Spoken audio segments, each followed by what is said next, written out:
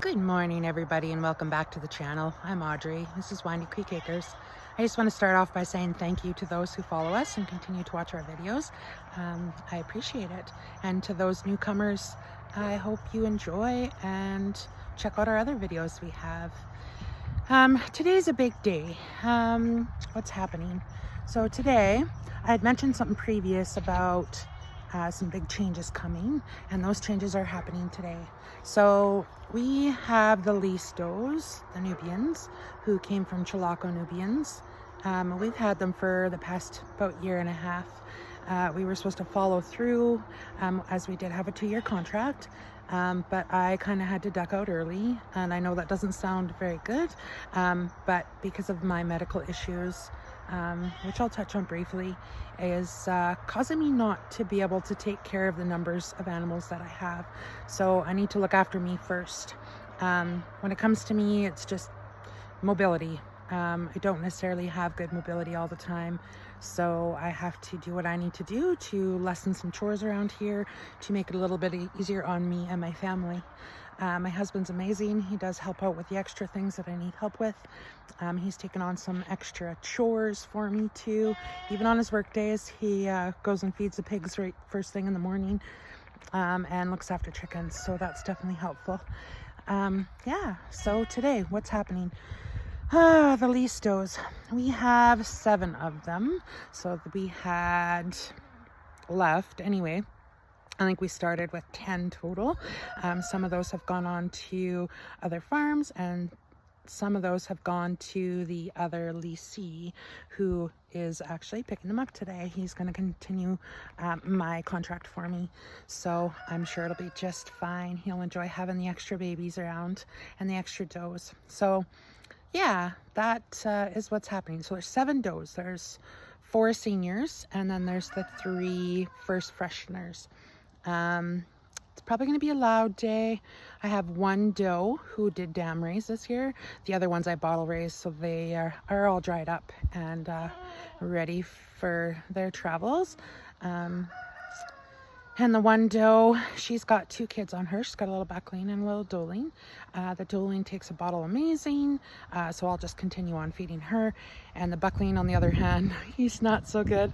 So he is going to, I guess, just live on hay and grain, even though they are about 3 months old. So they're more than able to be weaned. I just like to keep them on the bottle a lot longer. I apologize if the wind and the traffic is creating this not to be heard. I will try and speak louder.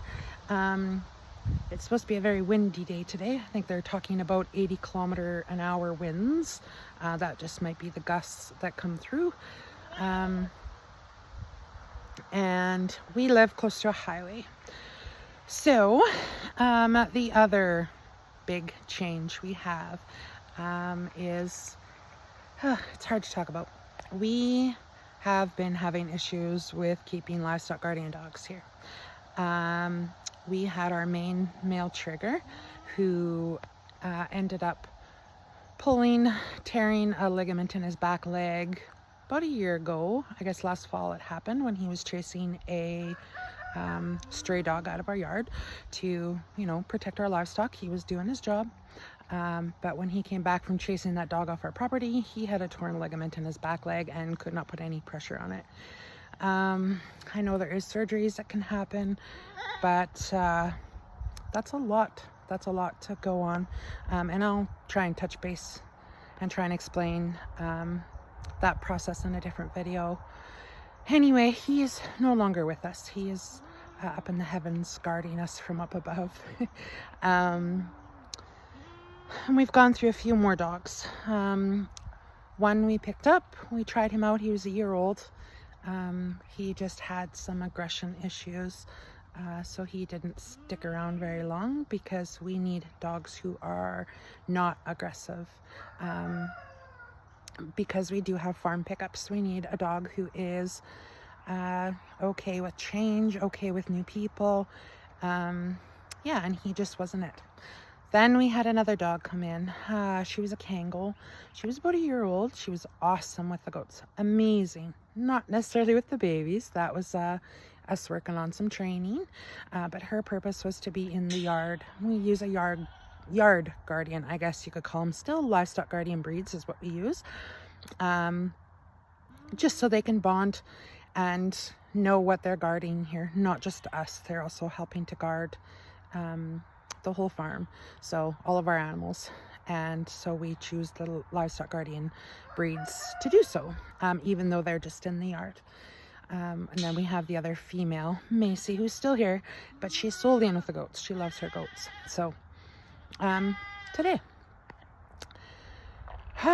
this I guess gets a little harder to talk about. We are receiving another LGD puppy. He is a, what is he now? He's a Kangal Anatolian Pyrenees cross. I like the crosses. I feel like they thrive. They do well. As long as they're balanced in what they're doing, they work out very well for us. Our puppy, he's coming to us because recently we lost our female Kangal to the highway, hence the noises behind me. I guess I didn't see the signs and I messed up a little bit. I take full responsibility for what happened to her. With that being said, I was about to, I guess the day she went, my thought was to put her in a pen with the goats, and she was going to stay there until I was able to get a proper perimeter collar for her, to keep her off the highway. I didn't realize I had no proof that she was on the highway, but that is where we found her about a week ago now. She did not make it. So we are in need of another livestock guardian dog. We usually run 2 dogs here on the farm. We don't have a lot of pressure. We have a lot of coyote pressure, a lot of crow pressure. We have a couple of resident foxes, but they hang out on the outskirts of our property. And I guess we do have the odd stray dog that comes in. So we do need that protection. We run Macy in with our goats. You've seen her in previous videos. She's amazing, absolutely amazing girl. Her one downfall, she doesn't do well with goat babies. So that is, I guess, a spot that I lacked in her training. So she stays solely in with the goats, and I have one pen that has my does in it. And then I keep my babies separate and my bucks separate. So she is in with the does full time.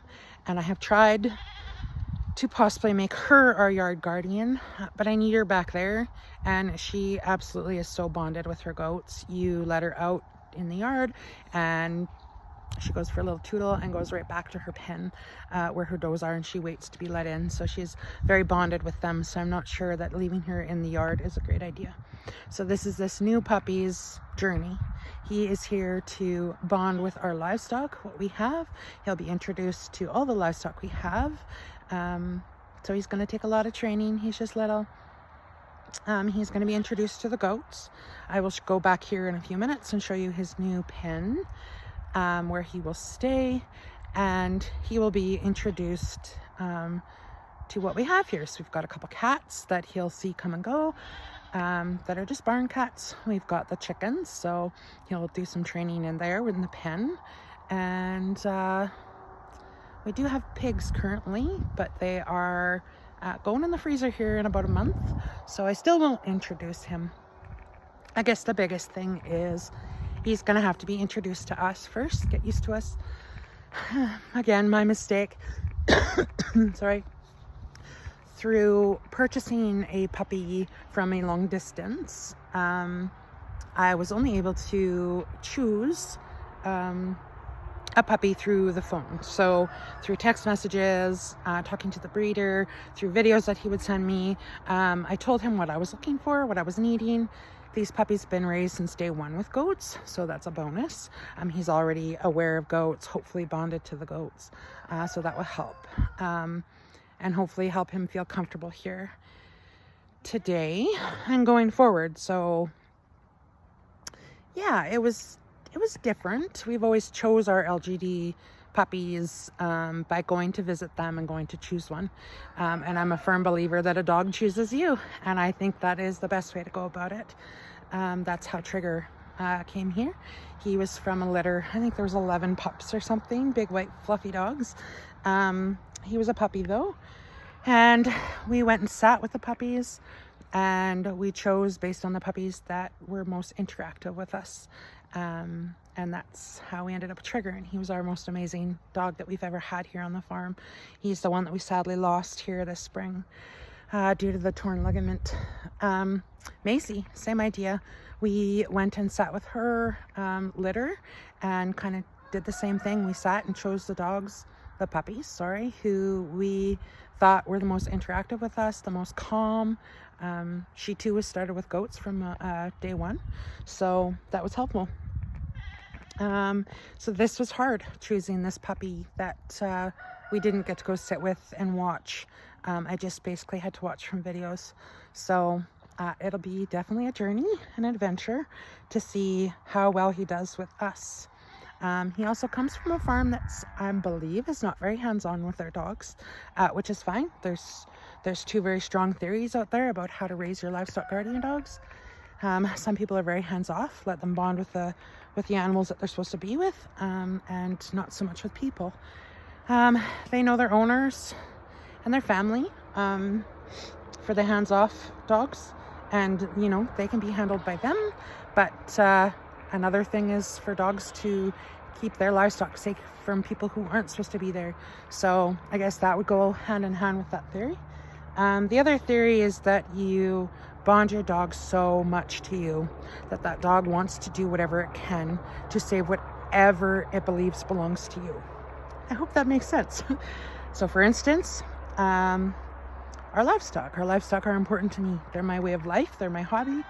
They're my love in life. One of my loves in life. So that dog is going to understand, and I'm going to teach that dog what belongs here, and they will have to decide what doesn't belong here based on what I teach them.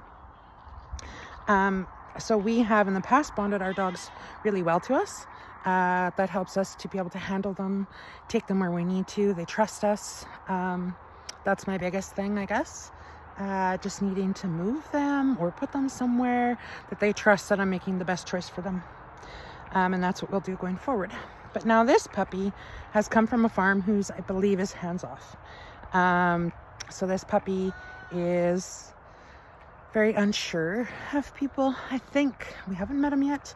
I guess I should back this up and say that my friend in Edmonton, who is coming to pick up the goats today, he actually has had my puppy for the last week, and has said that he's very standoffish, very kind of closed down since he's left his farm. So we're going to have to earn his trust, I do believe. And I don't think that will take long between me and my kid. We like to spend a lot of time with our puppies and get them used to being handled and teach them some manners. And then our training process can start. So this is going to be new for me, not having a puppy that's happy and tail wagging and excited to see you.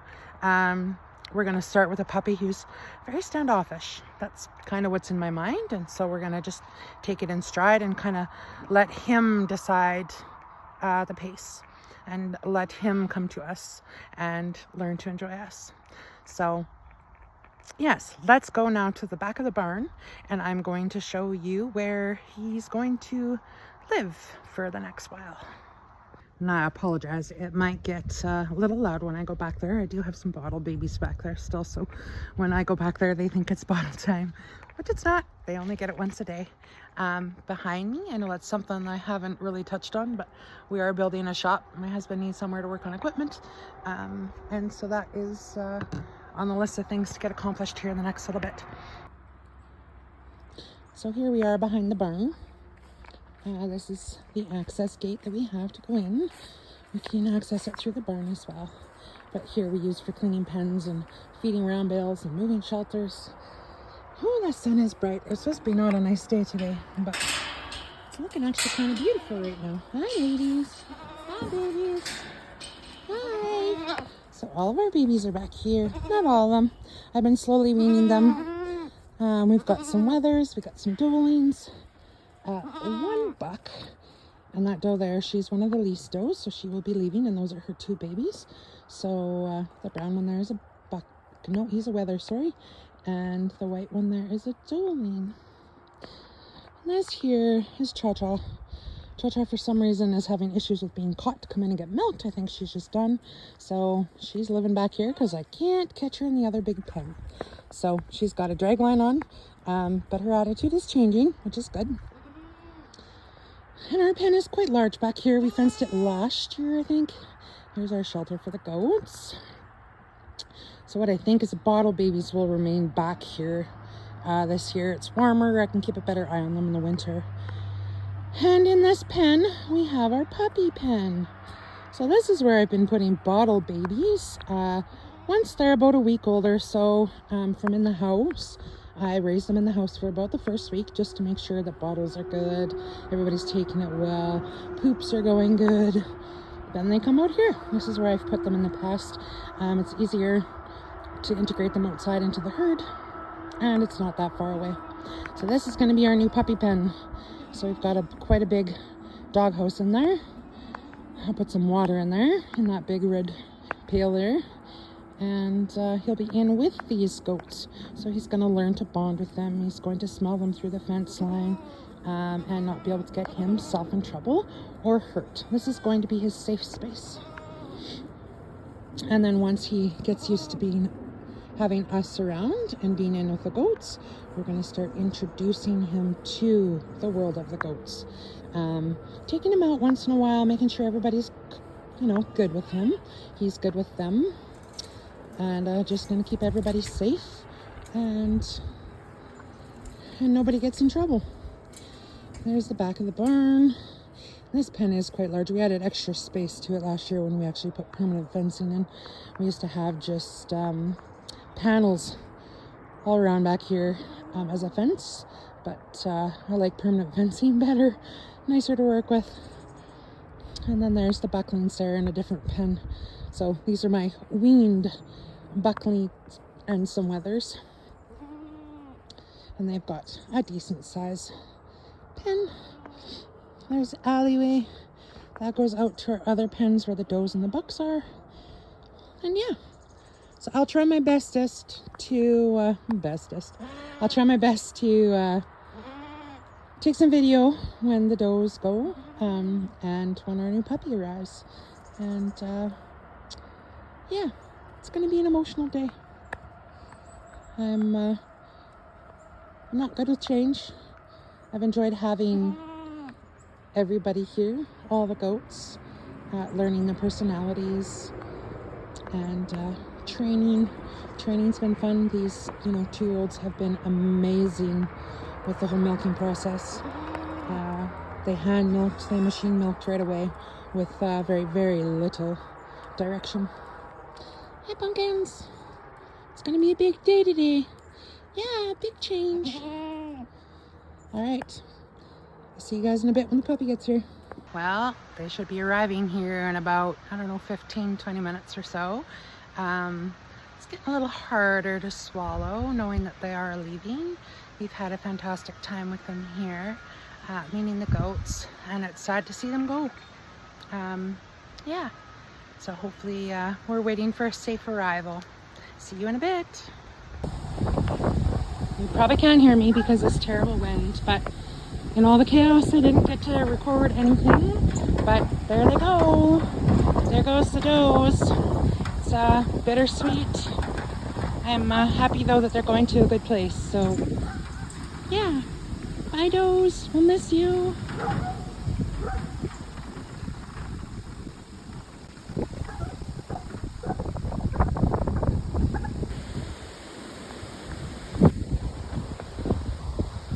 So Toby didn't end up staying in his pen for very long, and I have no idea how he got out. So now we have to convince him that coming over here is a great idea. But he's loving being in the pen with the goats. He's calm with them. And I have goats climbing on my head. Come here, Tobe. Come on, Toby. Come on, Toby. Come on. Good boy. Come here, Toby. Good boy. Good boy. Come on, Tobe.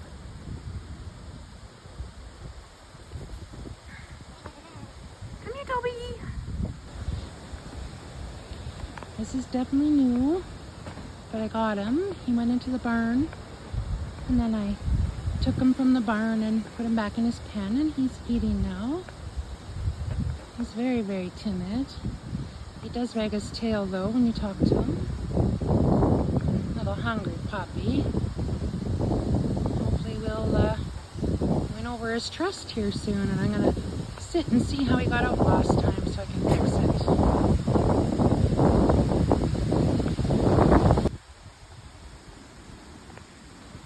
So far he's pretty sweet. He escaped my pen again, and I'm finding the weak spots, but now I've seen where he ducked out and I reinforced that spot. But he's pretty sweet where he's calm with the goats. So far he hasn't chased them when they run away. He does try to go sit beside them and just wait. So I think he's got some good instincts behind him. We just need to make sure those puppy antics don't get the best of him.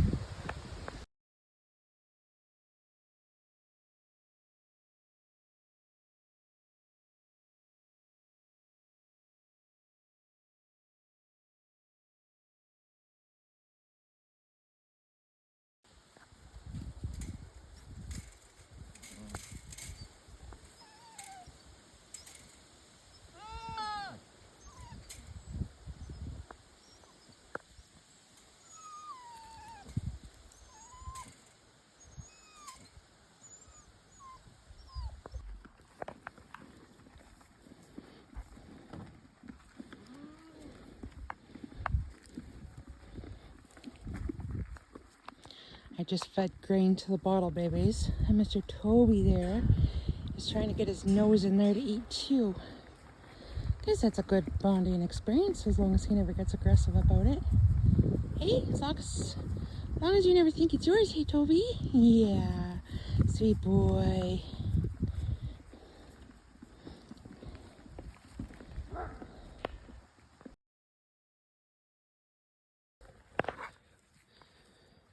Toby's first venture outside the pen. We'll see how this goes. We're gonna try to take him for a walk to the pasture so he can get rid of some crazies. Good boy, Tobe. Okay, yeah, down the alleyway. Gentle though. Macy. It's okay. Hoda. Don't you dare be on me, Rhett. He's keeping up. He's gonna go have a run with Macy and get rid of some crazies. There he goes.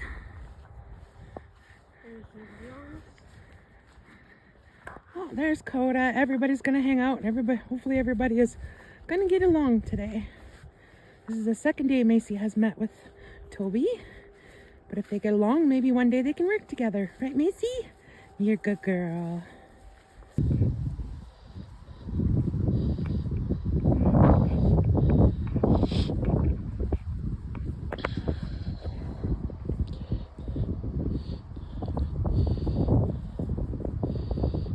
Go, Mace.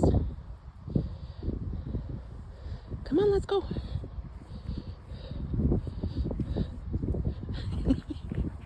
You're funny, Tobe. He was a funny boy. Yeah.